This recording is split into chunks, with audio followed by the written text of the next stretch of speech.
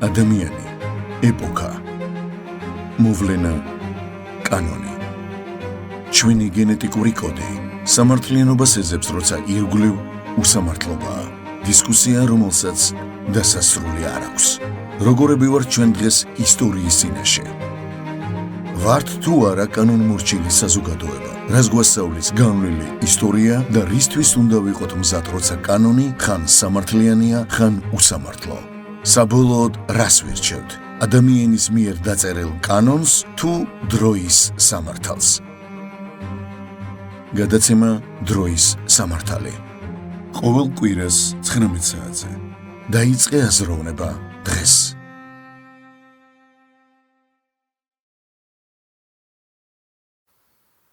მოგესალმებით ძვირფასო მეგობრებო, საქართველოს ტალღის ეთერშია გადაცემა დროის სამართალი, რომელსაც მე თენგო ომანიძე გავუძღვები, ხოლო დღეს ჩვენი სტუმარი იქნება სტატისტიკოსი ბატონი ნოდარ კაპანაძე. მოგესალმებით ბატონო ნოდარ. მადლობა სტუმრობისთვის. იმედი მაქვს საინტერესო საუბარი გველის წინ. მით უმეტეს რომ გვინდა ვისაუბროთ ალბათ ყველაზე მნიშვნელოვან საკითხს, რასაც უხდებს ჩვენს საზოგადოებას, გულისხმობს სოციალურ საკითხებს, ეკონომიკურ პოლიტიკას ქვეყნის, რა არის ამ შემთხვევაში შეცდომა, რა უნდა შეიცვალოს და რაში ვხედავთ გამოსავალს. გვინდა რომ აი ეს 1 საათი, ასე ვთქვათ, ამ საკითხებზე საუბარს მივუძღვნათ. სოციალური პრობლემები მართლაც გახდა და დიდი ხანია ეს ასეა, უბრალოდ ამ ბოლო დროს ბევრმა დაიწყო ამ თემაზე საუბარი, რომ არის ცენტრალური საკითხი ჩვენი საზოგადოებისთვის, ცენტრალური პრობლემა განსაკუთრებით, როდესაც ვხედავთ, რომ პრაქტიკულად ყველა პროდუქტზე ძვირდება ფასი. აქ საუბარი არის როგორც საკვე-პროდუქტზე, ისე სერვისებზე, მომსახურებაზე, ყველაფერი ძვირდება ქვეყანაში, ამას ემატება მთავრობის ჩემი აზრით ცოტა არ ვიცი გაუგებარი პოლიტიკა, ჯარიმების, სანქციების გაზრდასთან დაკავშირებით. ერთი სიტყვით სოციალური ტვირთი ძალიან მძიმე არის ჩვენი მოქალაქეებისთვის.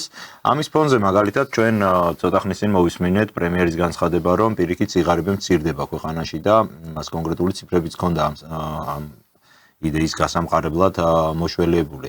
ხანდახან იქმნება ხოლმე ასეთი არ ვიცი, ილუზია, რომ თითქოს აი ორ პარალელურ სამყაროში ვცხოვრობთ. უბრალოდ მოკვდავი ადამიანები.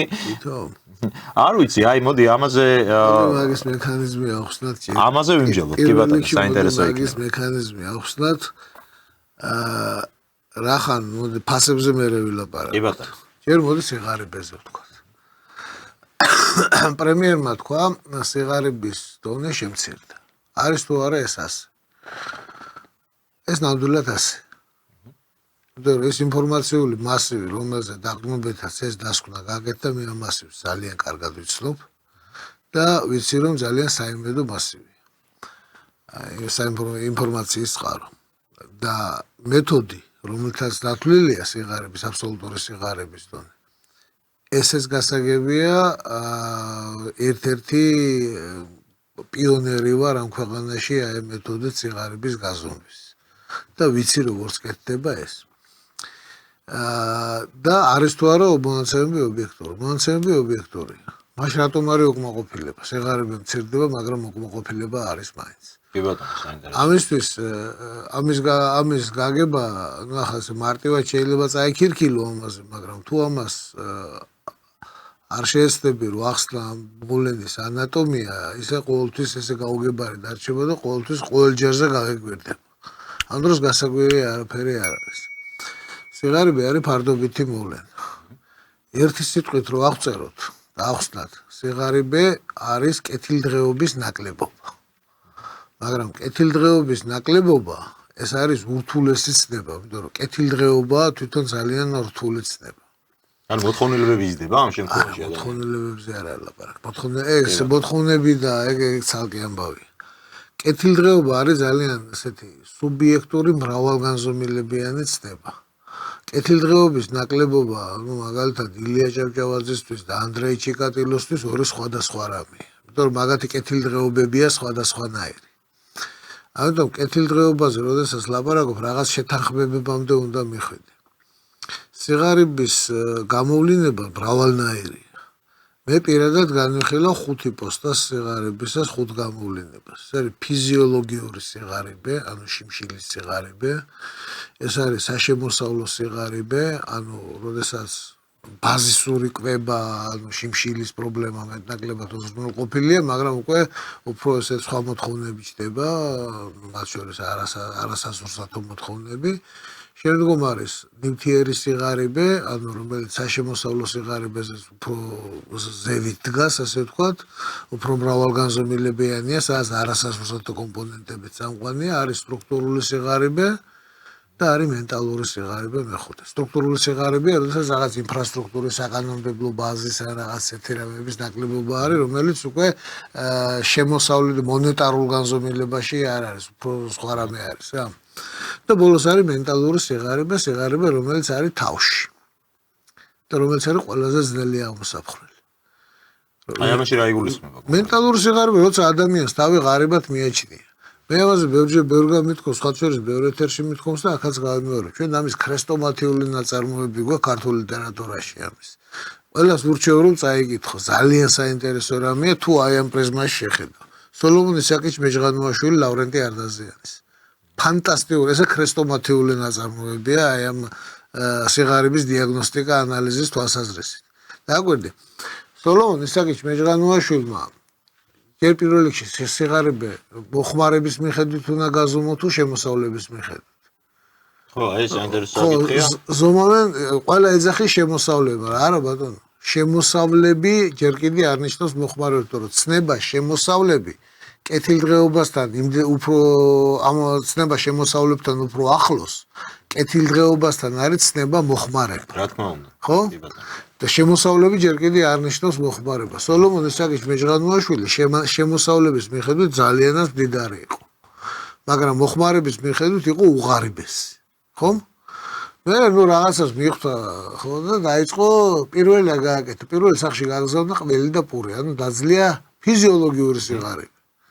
მერე უკვე ეგ რაღაც აღწერილიც გარდაზიანს ის ხონჩა რომელიც სახში გააგზავნა საშემოსავლო სიღარიბე დაძლია შემდგომ უფრო მრავალფეროვანი კვება ეგ რაღაც ტანსაცმელი ჩააცვა ხო შემდგომ ნივთიერი სიღარიბე დაძლია თავი შუშანას კაი ტანსაცმელი ჩააცვა რაღაც ნუ მართალია ხა შუშანამ გარედან გაიგეთა ბეჭდები ხელთათმანერზე მაგრამ ნუ ახლა ვაპატიოთ ეგ რომ არ ქონა შესაბამისი განათლება ხო შემდგომ გადაწყვიტა ავხანაგმა სოლომონ ისაკიჩმა რომ დაეძლია სტრუქტურული სიღარიბე და წავიდა თეატრში, გამოვიდა საზოგადოებაში და სულიერი საზრდომი იყო. ის სულიერი ნუ მართალია ეგ შუა წარმოდგენაზე ბის დაეწყო სახელი, მაგრამ ეგეც ვაპატიოთ ახლა რომ არ იცოდა გასმა რომ ამ დროს ბის არ უნდა დაიძახო. და ბოლოს მეხუთე საფეხურზე გაახსენდა რომ გვარში ჟღანიერია, ანუ მენტალური სიღარიბე. და ძალიან ბევრი ეჩალიჩა, მაგრამ არაფერი არ გამოვიდა, ჟღანი მაინც ხან მეჯღანუებს კით გადაიკეთა გვარი, ფიქრა ხან მეჯღანუევად, ხან ამ ჟღანს ვერაფერი ვერ მოუხერხა გვარში. ხო, მოკლედ, ესეთი რაღაც არის. ხო და ამ დროს ახლა აი ამ პრიზმაში რომ შევხედოთ როდესაც ფიზიოლოგიური სიღარიბიდან ამ ფიზიოლოგიურ სიღარიბეში, ანუ შიმშილის სიღარიბეში ადამიანი ყველა სხვა ორიენტირი არ ჩანს წინ. პირველი პრობლემა არის შიმშილის სიღარიბის დაძლევა. როდესაც შიმშილის სიღარიბე დაძლია და ამოვიდა ცოტა ზევით, მერე გამოჩნდა ახალი ორიენტირები. მე დაძლია საშემოსავლო სიღარიბე, პურთან ერთად კარაქიც აქვს, კიდევ რაღაც აქვს. გამოჩნდა უკვე ახალი ორიენტირები, კარგი ჩაცმა, კარგი მანქანა, რაღაცები, ხო? ესენის დაძლია, ნუ მე გამოჩნდა რომ რაღაც აი კინო, თეატრი, ინტერნეტი, გოლფის მოედანი, რაღაცები გახსენდა მე რა. და ამის შემდეგ უკვე მე დაიწყეს ფილოსოფოსობას რა. აუცილებლად ამ სტრუქტურული სიღარიბის ეს იმას კი არ ნიშნავს ეს ხუთი გამოვლინება სიღარიბის რაღაც მკაცრად იერარქიულია და რაღაც მათ შორის რაღაც ბერლინის კედლები აშენებული ეს დიფუზიურია ერთმანეთში გადადის ხო მაგრამ ნებისმიერი სიღარიბის დაძლევის შემდეგ სოლომონ ისაკიჩ მეჯღანუაშვილი არც ერთი ზღვარის დაძლევის შემდეგ კმაყოფილი არ ყოფილა ყოველთვის უკმაყოფილო იყო იმიტომ რომ წინ ახალი ორიენტირები იყო. ასევე, როდესაც სიღარიბის რაღაც, კეთილდღეობის რაღაც ზღვარი დაიძლევა, იქიდან გადასვლის შემდეგ ეს არ ნიშნავს, რომ ადამიანი კმაყოფილია. წინ ახალი ორიენტირებია.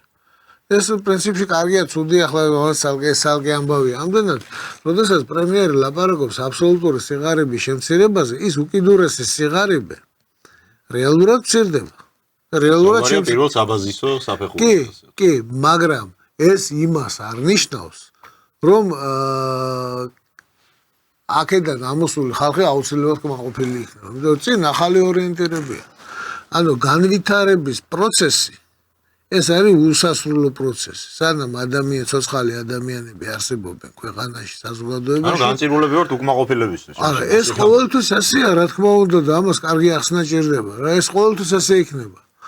და თუ მერე ამას თან იმ საწვავსაც დაუმატებთ, რომ განსასწრების მზე და ვაივიშის მზე მოთხოვნა არსებობს მედია სივრცეში, ეს ქარიშხალი ჭიქაში ძალიან უყვარს თანამედროვე ადამიანს, ეს გასაგებია, რომ ეს უკმაყოფილება ყოველთვის არის.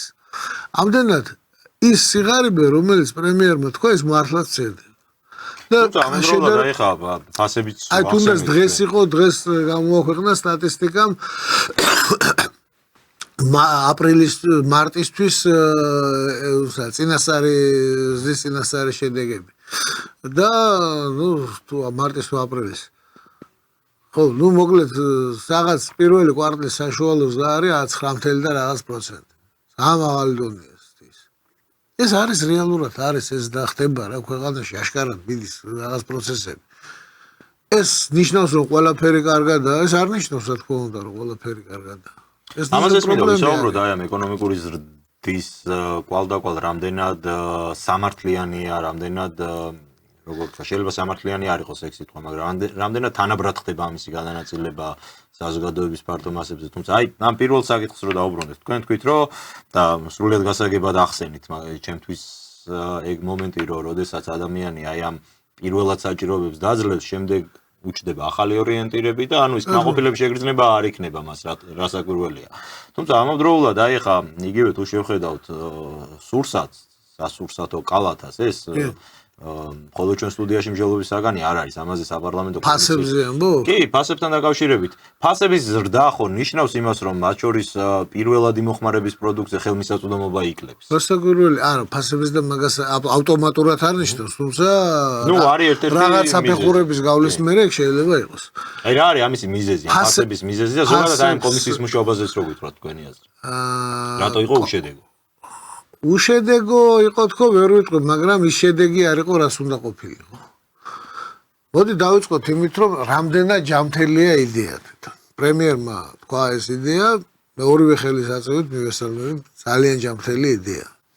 მართალია, ამ განცხადების მერე რომ ფასები რეგულირებული უნდა იყოს პრემიერი ლიბერალურ სამოთხეში ვეღარ მოხდება.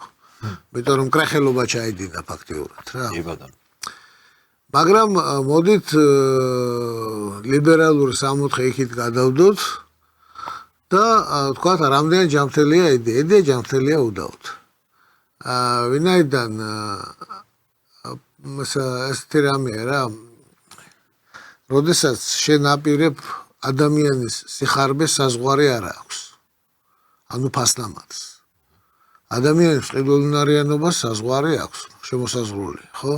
როდესაც შენ სასრული რაღაცი, უსასრულო რაღაცის შევსებას აპირებ, განწირული ხარ წინასწარ. ანუ ეს ფასების რეგულირება პირველ რიგში ნიშნავს აი ამ სიხარბის მადის რეგულირებას. მადა უსასრულო.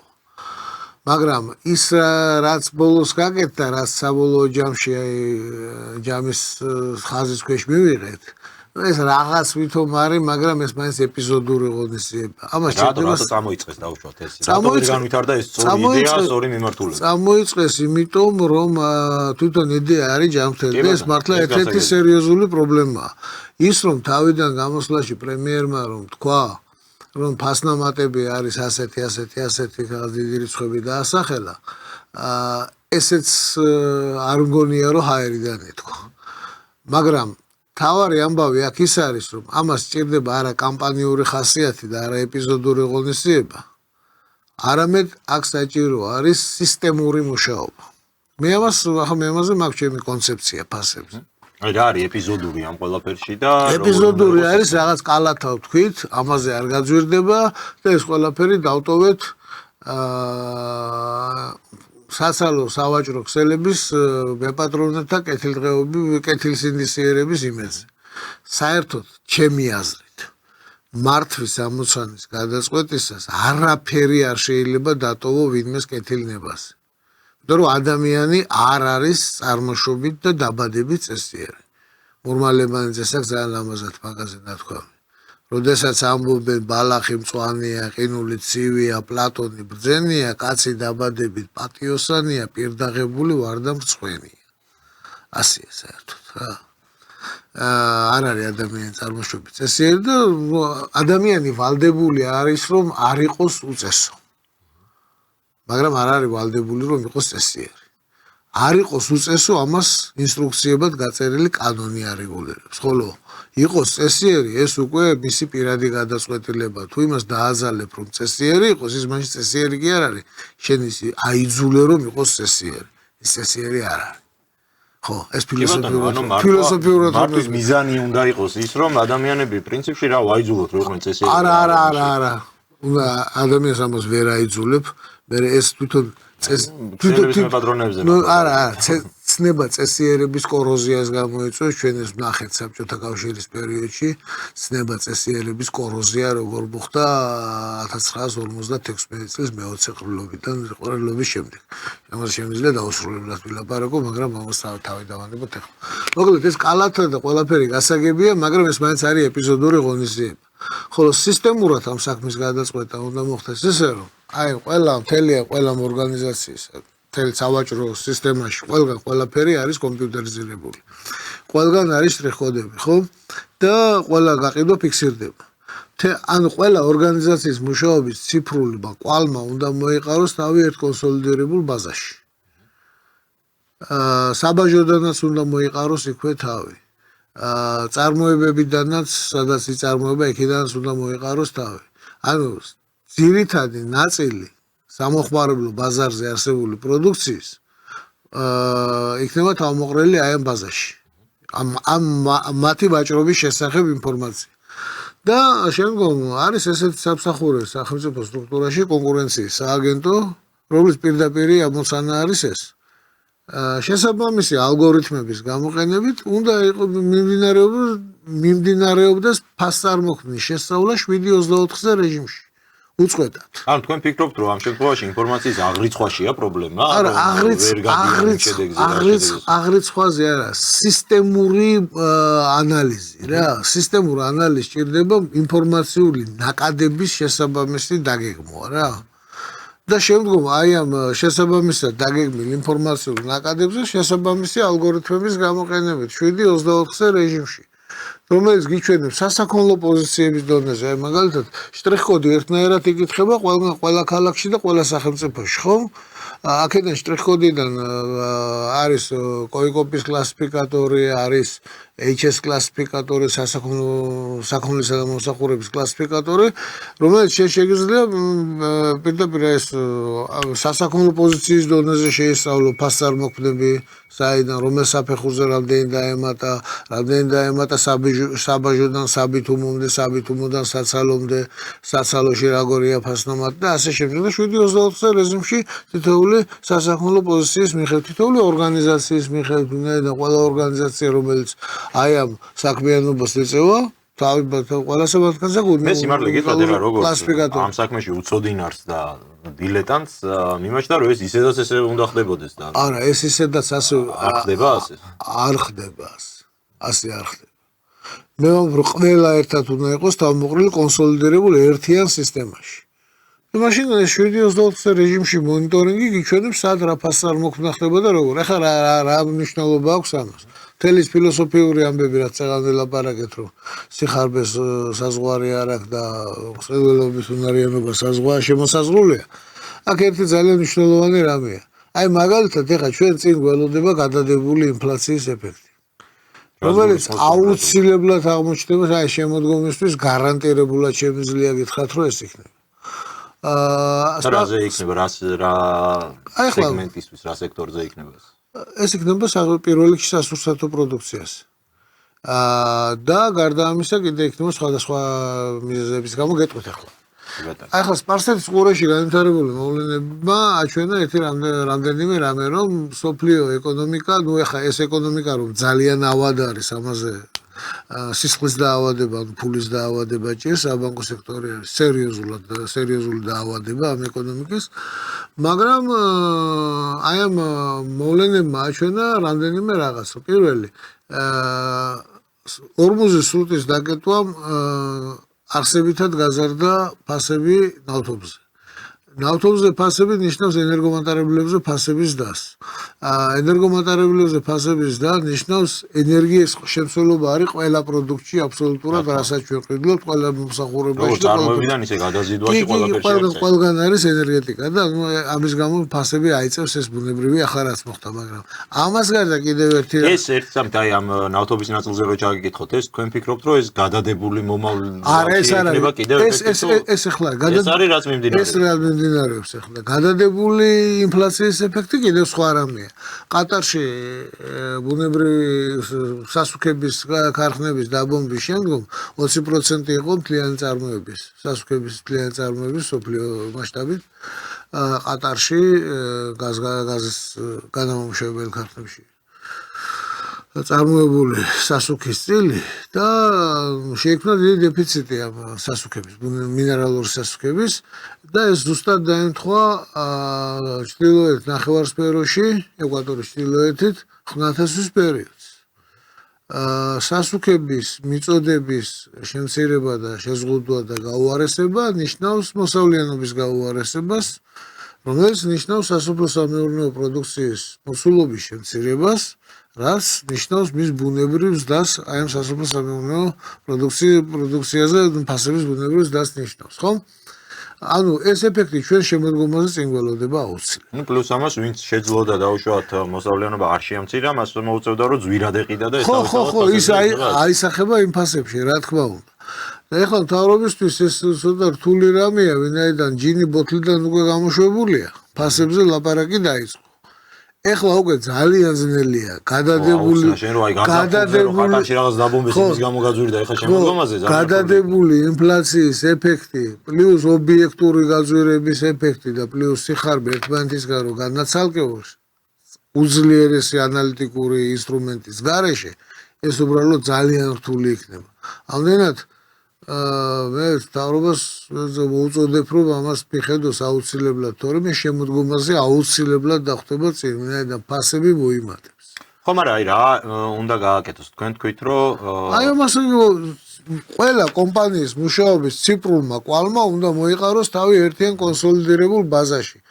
აქ მხოლოდ იმას კი არა საწარმოების ანგარიშგებაზე კი არა, სავაჭრო ქსელების მათ შორის რა. ახლა დღევანდელი კომუნიკაციის დღევანდელ შესაძლებლობების პირობებში ამის გაკეთება არ არის საერთოდ არ არის ძნელი საქმე. ეს გასაკეთებელია. აუცილებლად დაჭირდება რამდენიმე ძლიერი სერვერი შეზენა, რომელიც შეძლებს მთელი ინფორმაციული მასივის მიღებას და მერე გადამუშავებას. მაგრამ აი მხოლოდ ანალიზი ალბათ ამ ინფორმაციის თუ კი არ განხორციელდა შესაბამისად მათ შორის საკანონმდებლო სისტემური ცვლილებებს გულისხმობ. აი თქვენ თქვით რომ იდეა რომ ფასების რეგულირება უნდა ხდებოდეს, სწორია, მაგრამ მეორე მხრივ ჩვენ აი ეს ხონდა აისახოს საკანონმდებლობაზე. შემდგომ იცით რა. ამ მიმართულებით თუ ხედავთ რომ რაიმე ინტერესი აქვს ამ ხელში. რახან ეს ითქვა ნიშნავს რომ ინტერესი აქვს. მაგრამ კანონი შეიმუშაო შესაბამის ინფორმაციაზე დაყრდნობით გაკეთებული ანალიზის გარეშე, ეს ნიშნავს ბნელში ხელების ცეცებას რა. და მე ამიტომაც ურჩევ ამას, რომ ჯერ პირველ რიგში მეტი ანალიტიკა და ნაკლები ადმინისტრირება რა. ყოველთვის ჩემი დევიზი არის ეს. ადმინისტრირებით ასეთ საქმეები როგორც წესი არ გვარდება. და ვიღაცის მათ შორის თუნდაც უწესიერესი ადამიანის წესიერებაზე არ უნდა იყოს რაღაც დამოკიდებული, არ შეიძლება. კი ბატონო, იმიტომ რომ ის ადამიანი არ არის მარადიული და ბოლო-ბოლო ის თუ არა სხვა გაახუჭებს მერე. ხო, მოკლედ მართვის ამოცანის დროს წესიერებაზე აქცენტის გაკეთება არ არის სწორი. კი ბატონო, მოდით ვისაუბროთ იმ საკითხზე, რომელსაც თქვენ შეეხეთ, ეკონომიკური ზრდა, პირველი კვარტლის მაჩვენებლებით 9%-ზე მეტია, ხო? 9.1 ხო რაღაც ერთი. ეს ძალიან მაღალი მაჩვენებელია და ესეთი მაჩვენებელი ჩვენ ხედავთ, რომ არის მათ შორის წლიური მაჩვენებლებშიც ორნიშნა მაჩვენებლებზეც იყო საუბარი გასულ წლებში. თუმცა საზოგადოებაში არსებობს ეს მოსაზრება და არ მგონია რომ ეს იყოს მოკლებული ჭკუას, რომ რამდენად სამართლიანად ან რამდენად თანაბრად ხდება აი ამ სიკეთის განაწილება მთელ საზოგადოებაში. თანაბრად, აბსოლუტურად თანაბრად, როგორც წესი არასდროს. აბსოლუტურად არა, მაგრამ ეხლა მაგრამ მე გეტყვით აი რას გულისხმობ. ხედავ მე ამ ტენდენციას, რომ თითქოს საერთოდ აი თუ კი ამ ხელა ეკონომიკური წინსვლა აქვს სახელმწიფოს, ჩემი აზრით ეს უნდა აისახებოდეს აი საშუალო ფენას, რასაც ეძახი, გაჩენაზე გაძლიერება. ვინ გითხრა რომ არა? აი ჩანს რომ თითქოს ჩანს ესე რომ პირიქით საშუალო ფენა უფრო ვიწროვდება ეს სეგმენტი, მდიდრები უფრო მდიდრდებიან, ღარიბები ღარიბდებიან. პირიქით არა, საშუალო ფენა იზრდება საქართველოში და იზრდება ძალიან. აი რა გვაძლევს ამის? მე 24 წლის ჩათვლით მონაცემები მაქვს დამუშავებული, ხო 25 წლის ბაზები გამოქვეყნდება ახლა ამ დღეებში და შემდგომ მაგასაც მივაბავდო, ნახავ როგორ შეიცვალა და მე მაქვს მოლოდინი რომ გაიზარდა კიდე. დათვლილი მაქვს ეს არაერთი პარამეტრი მხოლოდ. შემოსავლებით როგორც უყურთ ხოლმე. შემოსავლები არაფერს არ ნიშნავს თავისთავად. ის შემოსავლები რაღაც კეთილდღეობის შემადგენელ ელემენტებში უნდა დაილექოს რა ადამიანების ცხოვრებას. ხანგრძლივი მოხმარების ნივთები, ინფრასტრუქტურა, რომელზეც ხელი მიუწვდება, საცხოვრებელი პირობები, კომუნალური სისტემები, განწყობა ელემენტარულად და ასე შემდეგ რა. ეს ყველაფერი ჯამში მე მაქვს აღებული 31 პარამეტრი მქონდა აღებული, მაგრამ ეხლა ვაპირებ კიდევ დავამატო 4 პარამეტრი. 31 პარამეტრი 9 ჯგუფად დაყოფილი, მათ შორის არის ხანგრძლივი მოხმარების ნივთები, შემოსავლები, განათლების მიღწეული დონე, მოხმარება, საცხოვრებელი პირობები, კომუნალური სისტემები. და ეხლა ვაპირებ კიდე დავამატო 4 პარამეტრი. ერთი დემოგრაფიული პერსპექტივები. დემოგრაფიული კომპონენტი ძალიან მნიშვნელოვანი მგონია ჩემი აზრით. განკარგვადი შემოსავალი, ეგრეთ წოდებული disposable income. იმიტომ რომ შემოსავალი ერთია, მაგრამ განკარგვადი შემოსავალი კიდევ ცალკე ცნებაა რა და სერიოზული რამეა. და კიდევ ვფიქრობ, მოკლედ საკრედიტო ტვირთი. ეგეც რომ დავამატო. შეიძლება რაღაც უფრო საინტერესო რამეები გამოვიდეს. ხო და იმ 31 პარამეტრი რაც ქონდა მე დათვლილი და იქ წინა გაანგარიშების დროს ან ესეთი დიქოტომიები ქონდა გამოყენებული, აქვს ან არა აქვს. მაგრამ ახლა როცა მაგალითად სიტყვაზე თქვა მობილური ტელეფონი რომ აქვს ადამიანს, აქვს თუ არა აქვს მობილური ტელეფონი. თუ აქ დიქოტომიას გამოიყენებ, აქვს არ აქვს 1-0 მომრგვალებულ შეფასებას მიიღებ, მაგრამ საერთოდ ესე არის ნებისმიერ ხანგრძლივი მოხმარების ნივთი იქნება ეს კომუნალური სისტემა იქნება თუ რა იქნება, ეფექტი აქვს პირველ ერთეულს გაცილებით უფრო მეტი და მერე ყოველი მომდევნო ერთეულის დამატებაზე ეს ეფექტი იქნებს. ანუ დამოკიდებულება არის ლოგარითმული. და არ არის დამოკიდებულება წრფივი. მაგალითად, როდესაც მანქანას საერთოდ არ აქვს. პირველი მანქანა თუნდაც ზაპოროჟეც იყოს, ის პირველი მანქანა არის ყველაზე ჯიგრული მანქანა და იმის მერე 15 ლექსუსი რომ იყიდო, ხო, იმათ უკვე ისეთი ეფექტი აღარ ექნება.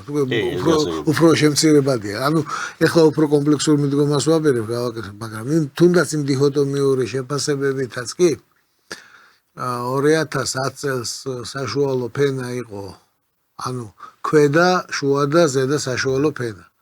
ანუ ის ვინც 75-დან 90%-მდე 75-დან 85%-მდე აკმაყოფილებს ამ კრიტერიუმებს. 85-დან 95-მდე საშუალო ფენა და 95-დან 100-ის ჩათვლით ეს არის ზედა საშუალო ფენა. ეს იყო ჯამში 13%, 56% იყო 2024 წელს. ანუ არსებითადაა გაზრდილი. და ანუ ის ეკონომიკურის და ახლა რა თქმა უნდა თანაბარი გადანაწილება და აბსოლუტური თანაბრობა არ არის და ამაზე ეს კიდე ცალკე ამბავია. აბსოლუტურად თანაბრობა შეიძლება არც იყოს სამართლიანი რაღაც. მაგრამ ის რომ იმ ზრდაზე ბევრს მიუწვდება ხელი ეს ფაქტია. ამას აჩვენებს რომ ეს ილექება ამ ადამიანების კეთილდღეობაში. თუმცა აქ არის ერთი ძალიან დიდი პრობლემა ამ საშუალო ფენის დას, რომელიც ფაქტია რომ გვაქვს. აქვს ერთი ძალიან დიდი პრობლემა. ეს და კი არის, მაგრამ რეზერვია ძალიან მცირე. რეზერვი უსაფრთხოების ბალიში არ აქვს ფაქტიურად. ეს არის გორე რაღაც იცით აი ნებისმიერ საშუალო დონის მონტიორ შეუძლია ფაზა პლუსი მინუსზე შეცვალოს და ყველაფერი უცებ დაინგრეს. ანუ ეს ილუზიების სამყარო შეიძლება აღმოჩნდეს. ნედან ამ ზდას საფუძვლად არუდებს ყველაზე მთავარი რამე. ეკონომიკის რეალური სექტორი, რომელიც ქმნის აი უსაფრთხოების ბალიშს. რა არის ეს რეალური სექტორი? ეკონომიკის რეალური სექტორი არის სოფლის მეურნეობა და დამამუშავებელი მრეწველობა. თუ შეხვალთ ეროვნული ბანკის საიტზე და ნახავთ საგადამხდელო ბალანსის მონაცემებს. ეს ძალიან მნიშვნელოვანი მონაცემებია. ეს არის ქვეყანაში წარმოებული ყველაფრის საქონელი მომსახურება, იმპორტი, ექსპორტი, ყველაფერი რა. ყველაფრის ბალანსია, შემომავალი და გამავალი ნაკადების ბალანსი.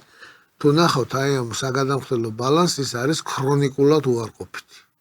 2000 წლიდან 2024 წლის ჩათვლით ჯამური უარყოფითი საგადამხდელო ბალანსი არის 30 და რაღაც 600 მგონი რაღაც 30 მილიარდზე მეტი აშშ დოლარი. ეს ნიშნავს იმას, რომ ეს არის ხარკი, რომელიც ჩვენ გადავიხადეთ, ჩვენმა ქვეყანამ გადაიხადა სხვების მიმართ. აი ამ შექმნილი დამატებული ღირებულების ამ მთლიანი შიდა პროდუქტის ასას პოპულარულ ენაზე ეძახიან მთლიანი შიდა პროდუქტის ამ შექმნილი დამატებული ღირებულების შემაგუბებელი კაშხალები ქვეყანაში. ეს არის ეკონომიკის რეალური სექტორი. ეს არის ეს საწარმოები. ეკონომიკის რეალურ სექტორის განვითარება, რეალურ სექტორს აქვს მნიშვნელობა, რომ მულტიპლიკაციის ეფექტი აქვს ძალიან მაღალი. ეკონომიკის რეალურ სექტორში შექმნილი დამატებული პროდუქტი კიდევ სხვა სექტორებში შექმნილი დამატებითი პროდუქტები, კლიანტში და პროდუქტი შექმნას იწვევს. იგივეა ზუსტად სოფლის მეურნეობაში. მაგრამ თუ გადახედავთ პირდაპირ უცხოური ინვესტიციების დარგობრივ სტრუქტურას, ნახავთ, რომ ეკონომიკის მოკლედ დამამუშავებელი მრეწველობაში და სოფლის მეურნეობაში ინვესტირების მოცულობა არის ძალიან მცირე. ხედრით წონა არის ძალიან დაბალი. და რატომ არის ეს ასე? იმიტომ რომ ახლა ისევე ერთი ლიბერალური მკრახელობა უნდა ვთქვა, ვერც მე მოხდები ლიბერალურ სამოთხეში.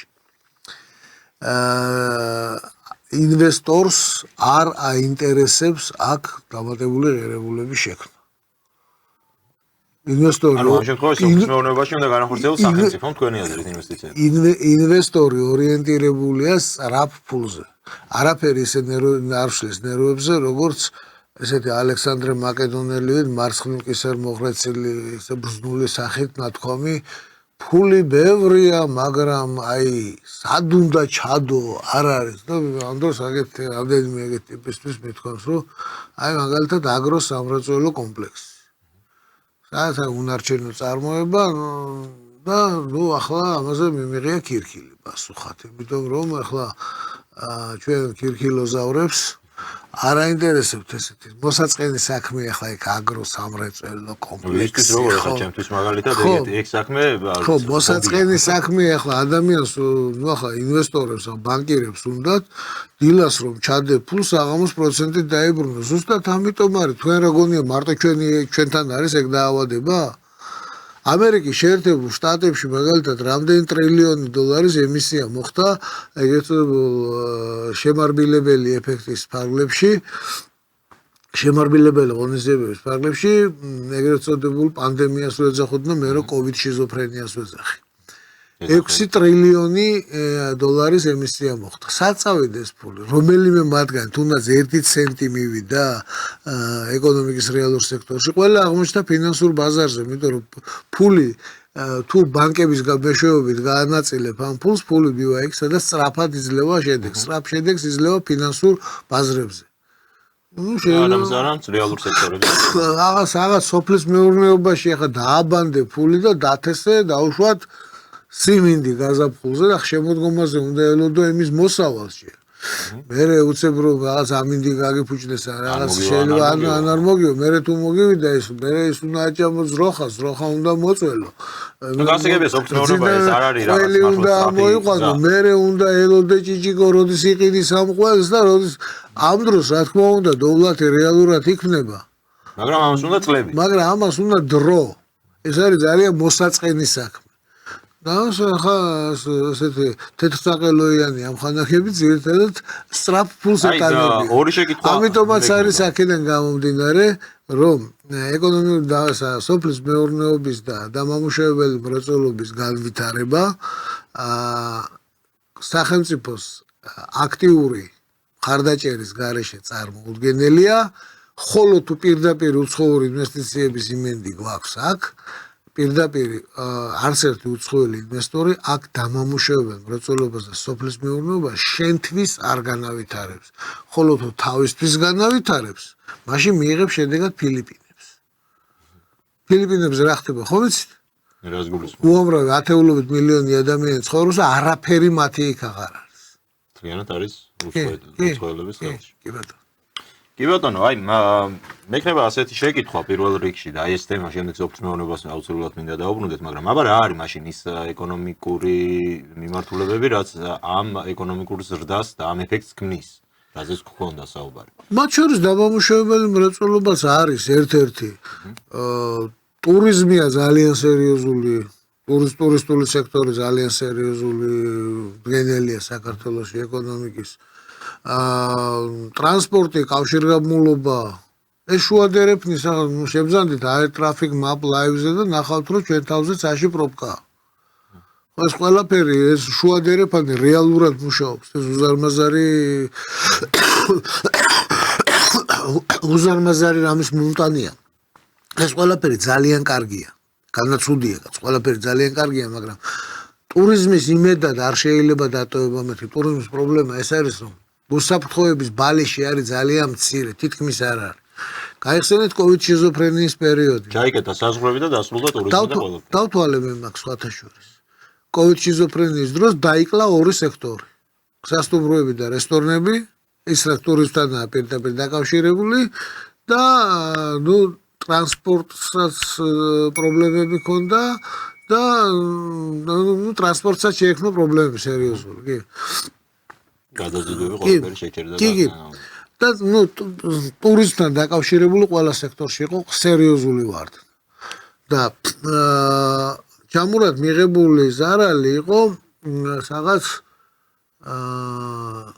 6 მილიარდამდე თუ 4 მილიარდამდე 4 მილიარდი 2015 წლის ამერიკული დოლარი. აქ შედის როგორც არსებული ვარდნა, ისე მიუღწეველის და რომელიც მოსალოდნელი იყო მოსალოდნელი და ვერ განხორციელდა ამის. ხო და ამდენად ტურიზმის იმედად დარჩენა გრძელვადიან პერსპექტივაში ძალიან ესეთია რა, მყიფე მიღწევა არის რა და ძალიან იოლად მოწყვლადია. ხოლო ეკონომიკის რეალური სექტორი და სოფლის მეურნეობა ეს სწორედ ის სექტორებია, რომელიც იძლევა ფუნდამენტურ ზრდას.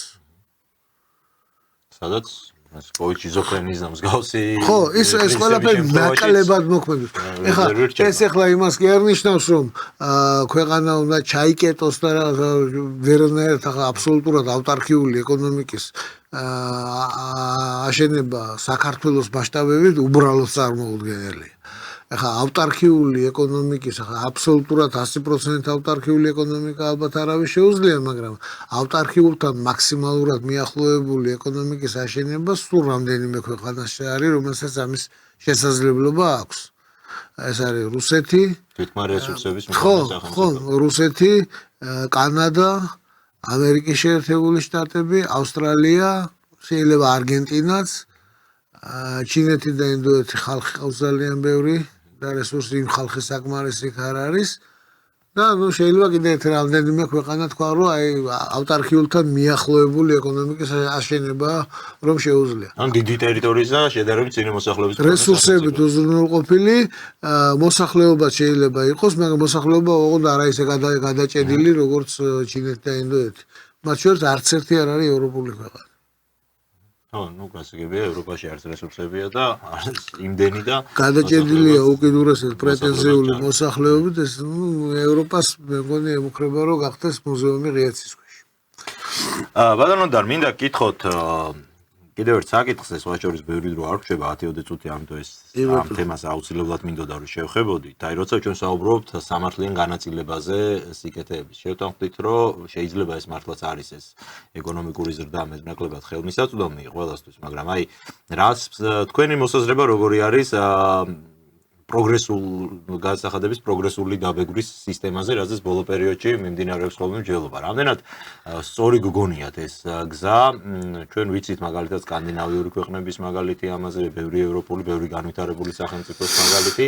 საქართველოს რეალობაში ეს რამდენად არის შესაძლებელი, იმიტომ რომ მე მომისმენია ამ იდეის როგორც პლუსებზე ბევრი, ასევე კრიტიკაც მომისმენია და არც ეს კრიტიკა არ მგონია უსაფუძვლო. თქვენ როგორ ხედავთ აი ამ ყველაფერს ჩვენ ქვეყნის რეალობიდან გამომდინარე იქნებოდა თუ არა ეს სწორი მოდელი? კი ბატონო, ესა ახლა აბსოლუტურად იდეალური გადაწყვეტილებებს საერთოდ მოკვდავი ადამიანებისგან არ უნდა ველოდოთ. მაგრამ არის ესეთი რაღაც, რომ ეს პროგრესული გადასახადის იდეა გასაგებია. გასაგებია და ბუნებრივიცაა რა. ანუ ის ვისაც მცირე აქვს შემოსავალი მისთვის აი ცნობილი ამბავი ემახსოვრება სახარებიდან ქრიობა რომ ერთი მარჩილი შესწირა და მდიდარმა 10 და იმ ქრივის შესაწერი რომ მიიღო და მდიდრის არა, იმიტომ რომ იმადო ერთი ქონდა და ერთი შემომწირა და შენ 1000-დან 10 შემომწირეო რა. ესეა. მოკლედ ეს 20% მაგალითად რაც არის საშემოსავლო გადასახადი ახლა როცა 500 ლარიდან უკვითავ ადამიანს 100 ლარს და როდესაც 100,000-დან უკვითავ მაგალითად 20,000 ეს ორი სხვადასხვა რამეა რა. 500 ლარიანი ხელფასში 100 ლარი ძალიან ბევრს ნიშნავს რა. მოკლედ საერთოდ სამყარო მაინც აბსოლუტურია უფრო ფარდობითია რა ამ შემთხვევაში რა. ის 100 ლარი 500 ლარისთვის ძალიან გაცილებით მნიშვნელოვანია. ამდენად ეს იდეა გასაგებია. ეხლა ის რომ აბსოლუტურად თანაბარი იყოს შემოსავლები, ამას უბრალოდ ეს მიუღწეველია, იმიტომ რომ ადამიანებს სხვადასხვა შესაძლებლობები აქვს უბრალოდ და მათი ანაზღაურებას განსხვავებული იქნება. მაგრამ რაღაცნაირად გათანაბრება რომ მოხერდეს ახლა სკანდინავიის მოდელი თახტაცებას, ნუ მომთხოვთ მე სკანდინავიის თახტაცებული არასდროს არ ყოფილვარ, ასე გასინჯეთ მათი საგების საკითხვის მერეც. ხო, მაგრამ თვითონ ეს პროგრესულ გადასახადში აზრი არის და ეს აზრი სწორია. ოღონდ ძალიან მნიშვნელოვანი არის ერთი რამე, ისევე როგორც აი ამ ფასების შემთხვევაში, განვითარების საცილიანი პროგრამის შემთხვევაში, მნიშვნელოვანი არის შესრულების ხარისხი როგორი იქნება.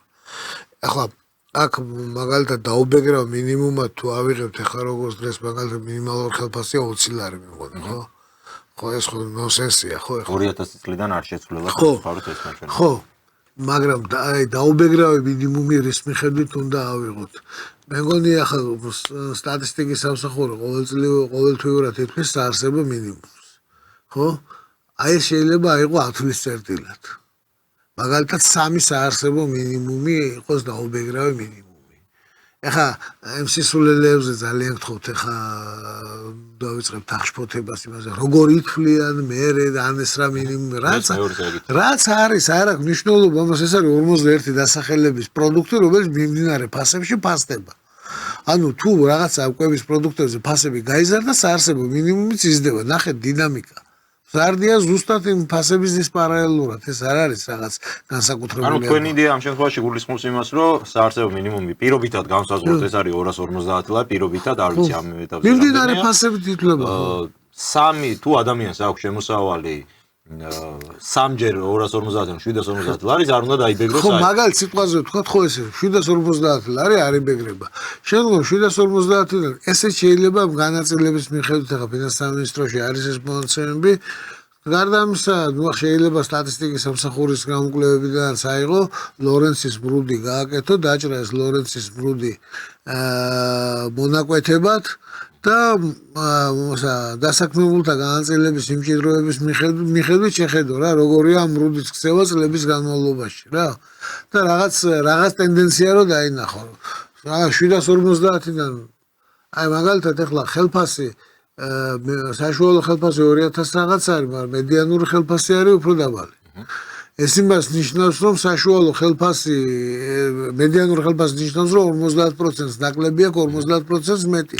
ხოლო საშუალო ხელფასი რაბაზე მაღალია, ეს იმას ნიშნავს, რომ განაწილების ძირითადი მოდა არის დაბალ ხელფასი. დაბალი და არსებობენ ვიღაცები, ვისაც აქვს მაღალი, მაგრამ ხო.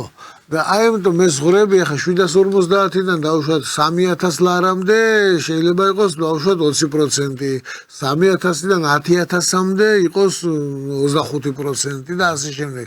ნუ 300,000-ის ზევით იყოს დავუშვათ 50%. არ ვიცი ახლა რა მოკლედ. ეს ყველაფერი ეს მუშა პროცესია რა. ეს მონაცემებმა უნდა გიჩვენოს, გარდა ამისა ეს ყველაფერი აუცილებლად ამას უნდა შეხედო ამას პერსპექტივებში, როგორია პერსპექტივები როგორია. გარდა ამისა უნდა გაითვალისწინო კიდევ ინფლაციის მომენტებიც. ეს ძალიან მნიშვნელოვანია.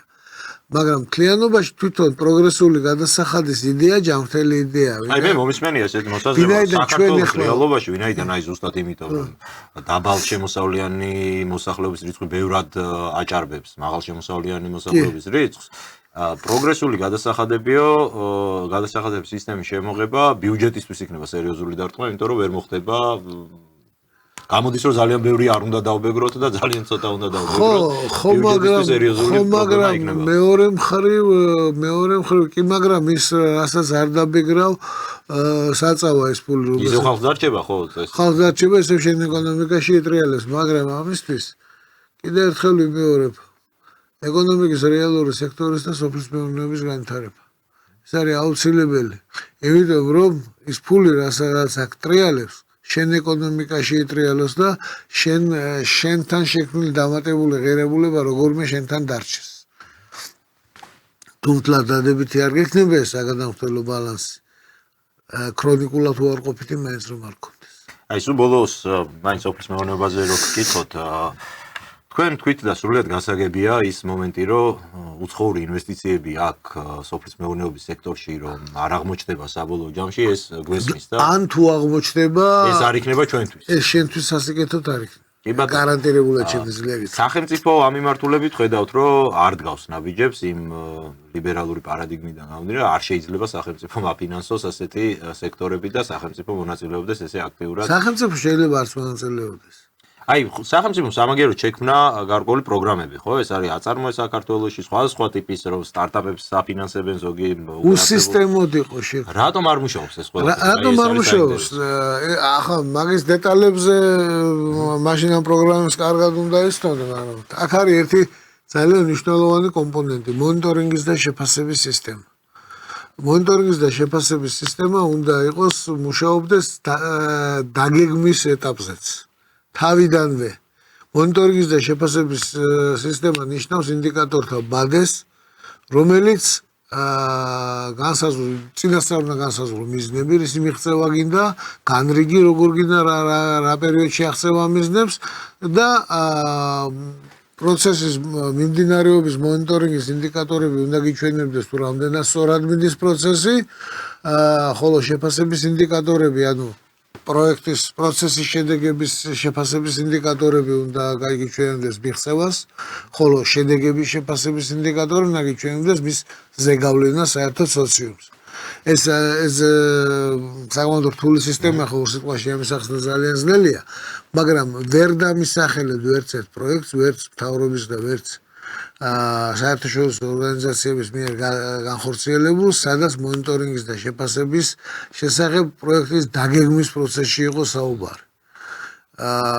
და ვერც შეფასების ანგარიშს ნახავთ, სადაც ეს ყველაფერი ასახული არის. ანუ მარტივად რო თქვა, ეს არის პროცესი, რომ უბრალოდ მოდი ჩავასხათ ფული და რამე გამოვა ამ პრინციპით. ხო და რამე არასდროს არ გამოვა. იმიტომ რომ ნებისმიერი იდეა, რომელიც ფინანსდება, საერთოდ იდეები უნდა მოდიოდეს ქვევიდან და არ უნდა იყოს ზემოდან უნდა იყოს შეთავაზებული სისტემა, რომელიც ამ იდეებს მიიღებს, გადაამუშავებს და ხორცს შეესხავს. დიდი მადლობა. მადლობას გადაგიხდით გადაცემაში მონაწილეობისთვის. ვფიქრობ, საინტერესო საუბარი გამოგვივიდა.